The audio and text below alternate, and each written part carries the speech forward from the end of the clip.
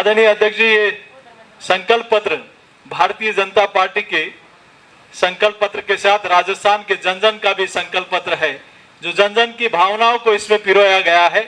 एक ऐसा राजस्थान, दिव्य राजस्थान, गतिमान राजस्थान, प्रगतिशील राजस्थान, जहां कांग्रेस के 5 सालों में लोगों के खून के आंसू आए हैं।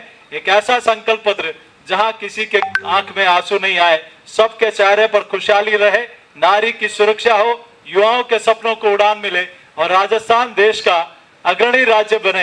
एक ऐसा संकल्प पत्र राजस्थान के जन जन का है और आदरणीय अध्यक्ष जी आज इस संकल्प पत्र का विमोचन करेंगे।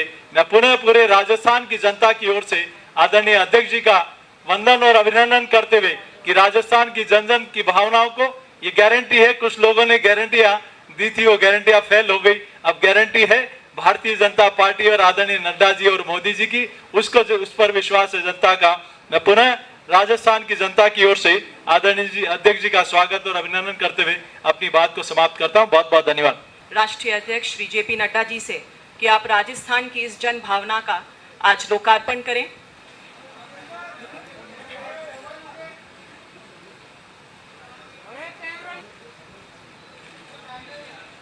विश्व की सबसे बड़ी राजनीतिक पार्टी के राष्ट्रीय अध्यक्ष श्री जेपी नड्डा जी से विनम्र निवेदन करती हूं कि आप हम सभी को संबोधित करें। मित्रों, ये संकल्प पत्र के बारे में मैं यहाँ आपको एक बात जरूर बताना चाहता हूँ कि अन्य पार्टियों के लिए मैनिफेस्टो, विजन डॉक्यूमेंट, संकल्प पत्र ये महज एक औपचारिकता है, पर भारतीय जनता पार्टी के लिए यह विकास का रोड मैप है और इसलिए इस संकल्प पत्र मात्र कुछ पन्नों पर लिखा हुआ शब्द नहीं है, वह हमारे लिए जिसको कहा जाए वैसे वाक्य है जिसको हम पूरा करने के लिए कटिबद्ध हैं। और मैं कहने के लिए नहीं कह रहा हूं, हमारा इतिहास इस बात का साक्षी है कि जो हम लोगों ने कहा वो करके दिया, जो नहीं कहा था वो भी करके दिया है। इसलिए ये घोष वाक्य जो हमारा संकल्प पत्र का है, उस घोष वाक्य को हम पूरा करने का ये समर्पित है। और इसीलिए आपने देखा होगा कि इस पर ड्यू डिलिजेंस हुई। अभी आपके सामने डिटेल में अर्जुन राम जी ने बताया कि कितने सजेशंस आए और कैसे ये कार्यक्रम हुआ है। दूसरी बात मैं कहना चाहूंगा कि इस अवसर का उपयोग करते हुए what is the difference between BJP and Congress party, इसको भी मैं यहां स्पष्ट करना चाहता हूं। और जब मैं कांग्रेस पार्टी की बात करता हूं तो मैं यहां यह भी कहना चाहूंगा कि कांग्रेस पार्टी 5 बातों के लिए 5 साल में जानी गई। पहला, भ्रष्टाचार, और भ्रष्टाचार में नंबर 1। दूसरा, बहन बेटियों और माताओं का अपमान, नारी सम्मान के साथ खिलवाड़, और महिलाओं के क्राइम में नंबर 1, किसानों का तिरस्कार।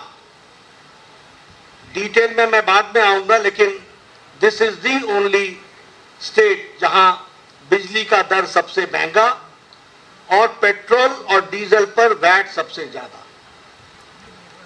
अगर मैं बात करूं युवाओं की, तो जितने पेपर लीक्स यहां हुए इसने रिकॉर्ड तोड़ा है। और जहां गरीब और पिछड़ों की बात है, उनके साथ अत्याचार हुआ है। इसलिए 5 बातों के लिए जाना जाता है: भ्रष्टाचार, बहनों बेटियों का तिरस्कार, किसानों का तिरस्कार, युवाओं के भविष्यों से खिलवाड़ और गरीब लोगों के साथ अत्याचार। अगर मैं घोटालों की बात करूं, भ्रष्टाचार की बात करूं, तो इन्होंने वृद्धा पेंशन योजना में भी घोटाला करने से पीछे नहीं रहे और 450 करोड़ रुपए का उसमें भी घोटाला कर दिया। मैं एक ही वाक्य में आपको बताना चाहता हूं, मुख्यमंत्री अशोक गहलोत के परिवार का 11,000 करोड़ रुपीस का कॉन्ट्रैक्ट रिसीव हुआ है फैमिली से। ये बताता है कि कांग्रेस किस तरीके से परिवारवाद, वंशवाद, भ्रष्टाचार इनको बढ़ाती है, और अशोक गहलोत उसका एक सैंपल है। जल जीवन स्कैम, जल जीवन जेब भरो स्कैम बन गया और लगभग 20,000 करोड़ रुपए का उसमें घोटाला हुआ। अगर मैं बहन बेटियों की बात करूं तो 10,92,000, nearly 11 lakh cases have been registered against women in last 5 years, 5 सालों में। एनसीआरबी के रिकॉर्ड में राजस्थान रेप में नंबर 1 पर है और national crime bureau record bureau इस बात को पुष्टि करता है। उसी तरीके से लास्ट फ्यू मंथ्स में, यानी 2-3 महीने में 118 माइनर रेप केसेस हुए। और अगर किसानों की बात करें तो कर्ज माफी आपको मालूम है, उसमें वादा खिलाफी हुई। लगभग 19,400 किसानों की भूमि को कुर्क किया गया है। फर्टिलाइजर स्कैम, उसमें अशोक गहलोत जी के ब्रदर ने, भाई ने सब्सिडाइज फर्टिलाइजर को एक्सपोर्ट किया। ये नए नए तरीके, नए नए आयाम के भ्रष्टाचार हमको देखने को मिल रहे हैं। उसी तरीके से पेपर लीक्स में REET रीट का पेपर लीक, ये जग जाहिर है। और लगभग हर साल 3 paper leak, average, on an average 3 paper leak Rajasthan ने पिछले 5 वर्षों में विटनेस किया है। गरीबों की बात करें तो दलितों पर, हमारे अनुसूचित जाति भाइयों पर और अनुसूचित जनजाति भाइयों पर 8,000 केसेस रजिस्टर हुए हैं। और उसी तरीके से यहां पर असहिष्णुता, स्यूडो सेकुलरिज्म के नाम पर कुछ लोगों के पूज्य स्थान पर बुलडोजर चलाना और कुछ लोगों को सर तन से जुदा होने के लिए नारे और रैली करने के साथ साथ उसको बढ़ावा देना, यह भी हम लोगों ने राजस्थान की धरती पर देखा। जो राजस्थान शांत प्रिय राजस्थान जाना जाता था, जो राजस्थान सद्भाव के लिए जाना जाता था, आज वहां ऐसी आवाजें उठ रही हैं। मैं यहां पर आपको यह भी बताना चाहता हूं कि भारतीय जनता पार्टी ने कोशिश की, राष्ट्रीय भारत की सरकार के द्वारा, कि राजस्थान को जितना संभव हो सके उतना हम उसको मुख्य धारा में शामिल करें। और इसलिए चाहे वो महिलाओं को सम्मान देने के लिए इज्जत घर का सवाल हो, यानी शौचालय बनाने का सवाल हो, चाहे उज्ज्वला योजना हो, चाहे नारी शक्ति वंदन विधेयक हो, और चाहे उजाला योजना हो, ये सभी महिलाओं को ताकत देने का काम कर रही हैं और भारतीय जनता पार्टी ने इसमें आगे अपने आप को बढ़ाया है। उसी तरीके से अगर किसानों की बात करें, प्रधानमंत्री फसल बीमा योजना, Pradhan Mantri Kisan Samman Nidhi, neem coated urea, soil health card, each drop more crop, ये सारी योजनाओं के तहत किसानों को आगे बढ़ाने का काम किया है। और अगर हम युवाओं की बात करें तो हम ये गौरव के साथ कह सकते हैं कि पिछले 7 महीनों में 6 लाख सरकारी नौकरी भारत सरकार ने उनके हाथ में अपॉइंटमेंट लेटर दी है, यह भी हमको ध्यान में रखना चाहिए। अगर मैं गरीबी की बात करूं तो प्रधानमंत्री गरीब कल्याण Anna Yojana, 80 crore people are getting 5 kilo rice और 5 किलो व्हीट और 1 किलो पल्स। और आज भारत की गरीबी, मैं नहीं कह रहा हूं, इंटरनेशनल मॉनेटरी फंड कहता है, IMF कहता है कि भारत की गरीबी बीपीएल से, बिलो पॉवर्टी लाइन से ऊपर उठने वालों की संख्या 13.5 करोड़ है। और IMF ही कहता है कि अति गरीबी भारत में now it is less than 1%। तो प्रधानमंत्री गरीब कल्याण अन्न योजना का बहुत बड़ा उसमें योगदान है। और SC/ST अमेंडमेंट एक्ट को ला करके हमारे अनुसूचित जाति और अनुसूचित जनजाति भाइयों को भी मुख्य धारा में लाने का प्रयास किया है। मैं ये भी आपको बताना चाहूंगा कि कांग्रेस पार्टी के टाइम में पिछले 5 सालों में गहलोत सरकार ने जो भारतीय जनता पार्टी के द्वारा किए गए कार्य थे उनको रुकावटें तो पहुंचाने का प्रयास किया ही, लेकिन उन सब के बावजूद आज भारत बढ़ करके आगे आया है और राजस्थान को भी भारत सरकार ने भरपूर मदद देने में कोई कमी नहीं छोड़ी है। यह भी मैं आपके सामने बताना चाहता हूं। और जब मैं इस पर बताना चाहता हूं तो आपको बताऊंगा कि सिर्फ राजस्थान में 44,000 crore rupees have been spent on Bharat Mala project and 2,400 kilometre के रोड का कंस्ट्रक्शन हो रहा है। लास्ट 5 इयर्स में प्रधानमंत्री ग्रामीण सड़क योजना में रूरल रोड्स में 11,000 किलोमीटर रूरल रोड बनाई गई है। उसी तरीके से प्रधानमंत्री जी ने उद्घाटन किया दिल्ली दौसा लालसोट सेक्शन का, जो दिल्ली मुंबई एक्सप्रेस वे का पार्ट है, और उसमें 12,000 करोड़ रुपए खर्च हुए। यानी इंफ्रास्ट्रक्चर के लिए जो भारत सरकार कर सकती है उसको करने में कोई कमी नहीं छोड़ी है।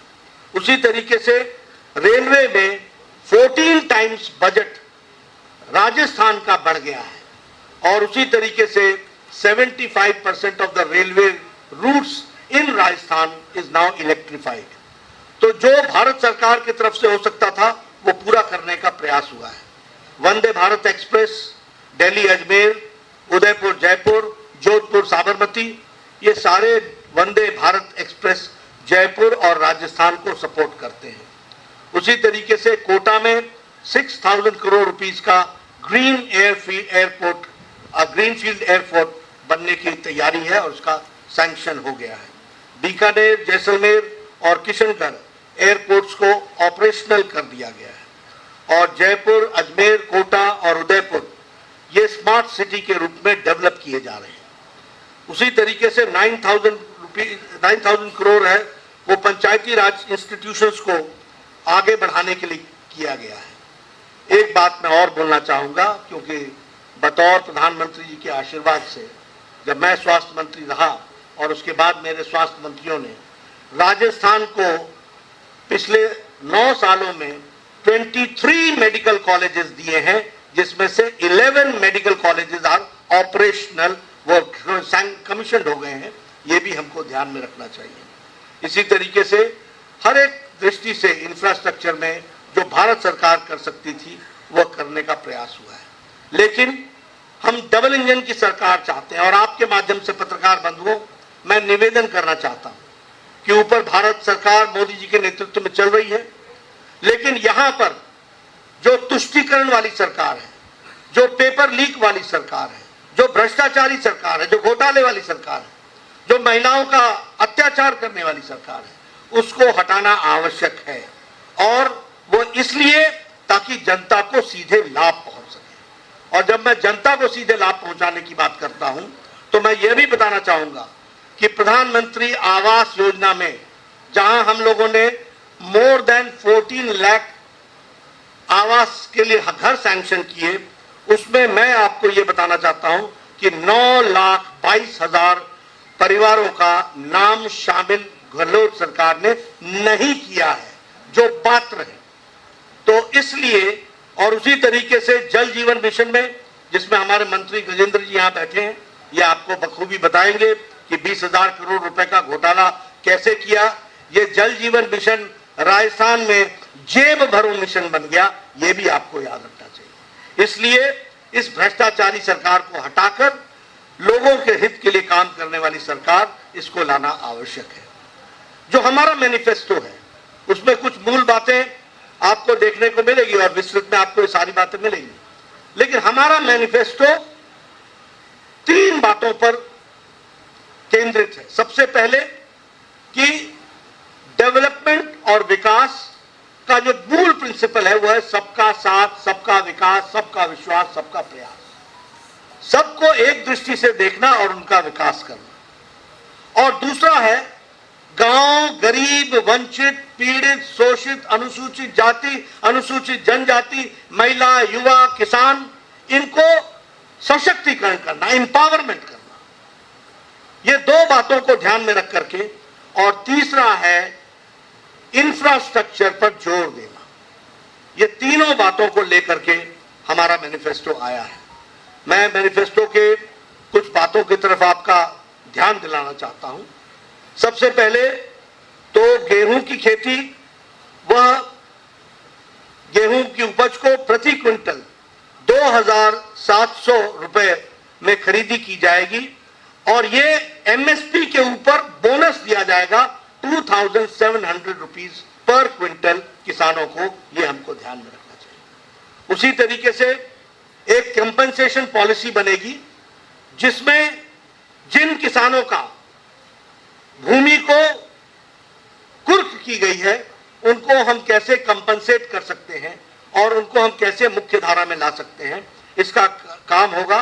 19,400 किसान हैं जिनकी भूमि कुर्क हुई है। महिलाओं के लिए जो मूल बात है वो सुरक्षा की दृष्टि से हर एक जिला में महिला थाना खोला जाएगा। उसी तरीके से हर थाने में महिला डेस्क खोला जाएगा और हर सिटी में एंटी रोमियो स्क्वाड बनाया जाएगा। और उसी तरीके से महिलाओं के सशक्तिकरण के लिए, उनको मुख्य धारा में लाने के लिए लाडो प्रोत्साहन योजना को प्रारंभ करेंगे, जिसमें हमारी सरकार 2 लाख सेविंग्स बॉन्ड हर गर्ल चाइल्ड जो पैदा होगी उसके लिए 2 लाख रुपए का सेविंग्स बॉन्ड दिया जाएगा और उसको सुरक्षित करते हुए उसका जीवन आगे बढ़े, इस बात का प्रयास होगा। इसको हमने और भी डिटेल में वर्कआउट किया है। जब वो 6ठी क्लास में पहुंचेगी तो उसको साल का 6,000 रुपए डिपॉजिट किया जाएगा। जब वो 9वीं कक्षा में पहुंचेगी तो 8,000 रुपए डिपॉजिट किया जाएगा। जब वो 10वीं कक्षा में पहुंचेगी तो 10,000 रुपए डिपॉजिट होगा। जब वो 11वीं कक्षा में पहुंचेगी तो 12,000 रुपए डिपॉजिट होगा। जब वो 12वीं कक्षा में पहुंचेगी तो 14,000 रुपए डिपॉजिट होगा।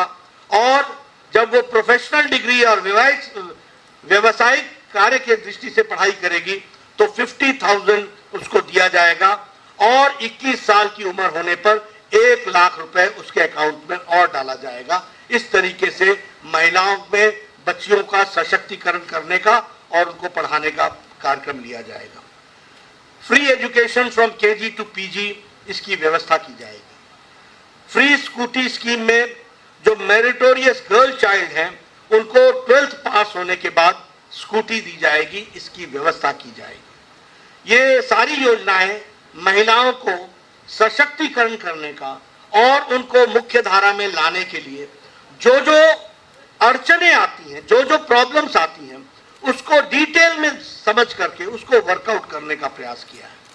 उसी तरीके से लखपति दीदी योजना बनी है जिसमें हम लगभग 6 लाख रूरल वुमेन को ट्रेनिंग देंगे और ट्रेनिंग के साथ साथ उनको फाइनेंशियल सपोर्ट देंगे ताकि वह अपने जीवन में अपने पांव पर खड़ी हो सके और उस ट्रेनिंग के साथ वो आगे बढ़ सके। उसी तरीके से उज्ज्वला की जो धारक है, बेनिफिशियरीज हैं, उनको हम 450 रुपीज का पर सिलेंडर पर सब्सिडी देंगे। यानी घरों में राहत, महिलाओं के लिए राहत, महिलाओं के विकास के लिए राहत, ये सारी चीजों को जोड़ने का प्रयास हुआ है। और मातृवंदन योजना के तहत जहां उनको पर इंस्टीट्यूशनल डिलीवरी पर उनके देख रेख के लिए 5,000 रुपीज दिया जाता था, उसको इंक्रीज करके 8,000 रुपीज उनको दिया जाएगा, इस बात का प्रयास होगा। उसी तरीके से एजुकेशन के लिए जो हमारे गर्ल्स स्टूडेंट्स हैं, जो स्कूल गोइंग स्टूडेंट्स हैं और वो इकोनॉमिकली वीकर सेक्शन से हैं, not only girls, boys also, उनको 1,200 रुपए डीबीटी, डायरेक्ट बेनिफिट ट्रांसफर के तहत उनको दिया जाएगा ताकि वह बच्चे अपनी पुस्तिका खरीद सके, यूनिफॉर्म खरीद सके, उनको सपोर्ट हो सके, वो स्कूल में जाकर के पढ़ सके। एक बहुत महत्वपूर्ण घोषणा हम करते हैं कि हमारी सरकार आती है तो हम स्पेशल इन्वेस्टिगेशन टीम SIT बैठाएंगे और जो लोग पेपर लीक में और स्कैम्स में, फर्टिलाइजर स्कैम से लेकर मिड डे मील के स्कैम में, माइनिंग में, PM आवास योजना में, जल जीवन मिशन में जिन लोगों ने घोटाला किया है उनके खिलाफ सख्त कार्रवाई की जाएगी और यह सुनिश्चित किया जाएगा दोषियों को दंडित किया जाए, यह हमारी सरकार सुनिश्चित करेगी। टूरिज्म की दृष्टि से हम एक कॉर्पस फंड 2,000 करोड़ रुपए का बनाएंगे और उसमें हम टूरिज्म को कैसे बढ़ावा दिया जा सकता है, राइट फ्रॉम टूरिस्ट फैसिलिटी से लेकर के टूरिज्म से जुड़े हुए लोगों की स्किल ट्रेनिंग से लेकर के टूरिज्म के स्कोप को बढ़ाते हुए डायरेक्ट और इनडायरेक्ट हमारी एम्प्लॉयमेंट 5 लाख यूथ को मिल सके थ्रू टूरिज्म, इस बात को भी हम प्रयास करेंगे। और इसी के साथ साथ एम्स की तर्ज पर, all India institute of medical sciences के तर्ज पर और इंडियन इंस्टीट्यूट ऑफ टेक्नोलॉजी के तर्ज पर हर डिवीजन में एक Rajasthan institute of technology and Rajasthan institute of medical sciences, ये हर डिवीजन में खोला जाएगा। और इसके साथ साथ हम 2.5 लाख गवर्नमेंट जॉब्स यूथ के लिए इस स्टेट में 5 साल में मुहैया कराएंगे, गवर्नमेंट जॉब्स करेंगे। ये बात भी हम आपको बताना चाहते हैं। जहां तक गरीब कल्याण का सवाल है, अगले 5 साल तक प्रधानमंत्री गरीब कल्याण अन्न योजना जारी रहेगी और इसी के साथ साथ भामाशाह हेल्थ इंफ्रास्ट्रक्चर मिशन के तहत 40,000 करोड़ रुपीस हम अगले 5 साल में इंफ्रास्ट्रक्चर पर खर्च करने वाले हैं। यहाँ के हेल्थ सिस्टम का हार्डवेयर ठीक हो, इसके लिए खर्च करने वाले हैं। और इसके साथ साथ हम डॉक्टर्स और पैरामेडिक्स को 15,000 डॉक्टर्स की अपॉइंटमेंट और 20,000 पैरामेडिक्स की अपॉइंटमेंट, इसकी भी हम व्यवस्था करेंगे। इसके साथ साथ जैसा टूरिज्म का स्कोप है, इसके लिए कल्चर एंड टूरिज्म को हम बढ़ावा देने के लिए हम रीजनल हेरिटेज सेंटर्स, इसको हम डेवलप करेंगे और इसमें 800 crore rupees will be spent.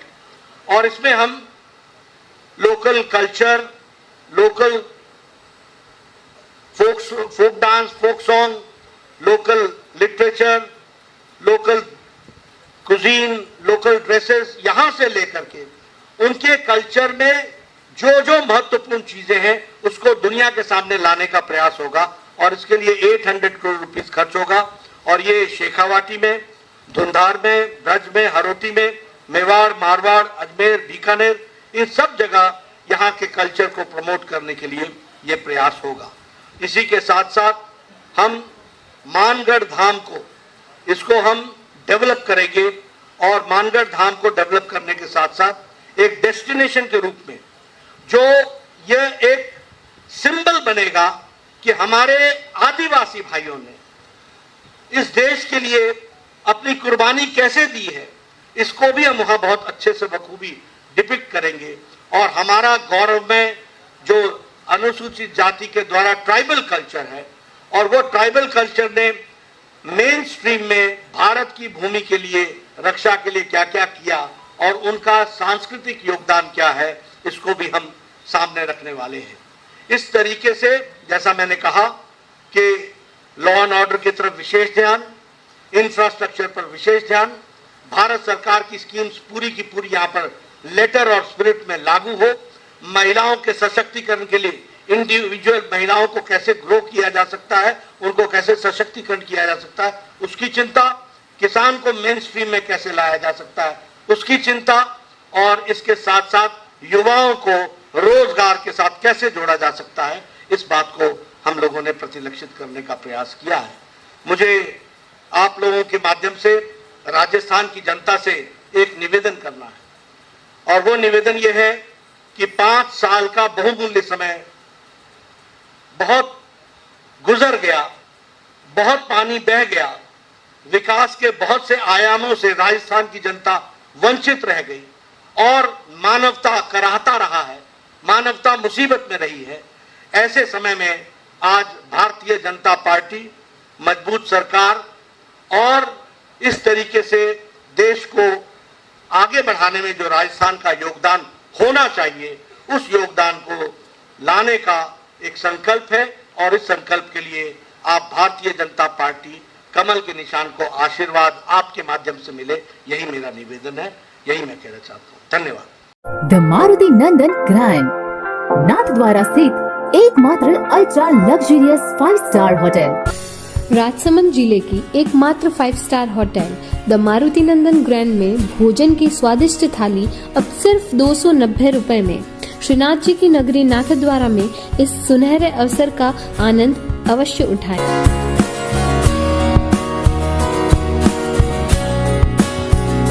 Maruti Nandan grand, think Nathdwara, think Nandan grand.